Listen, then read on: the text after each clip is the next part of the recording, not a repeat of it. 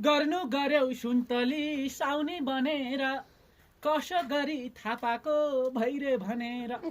खाल ठुलो गरे यस्तो दुःख गर्दा पनि चिनिदिने यार तुम पैसा खाएर भाग्ने जस्तो लाग्यो धेरै रिस नउठा भाइ सुइहाल्थ्यौ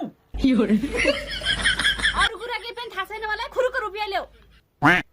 तुमी धेरै पिर नगर साउनी रुपियाँ नआउने जस्तो लाग्यो हिलो खायो ठुलो गरे दिउ न हुचिया छिया त्यहाँ आउन नपाएर पो हो त अनि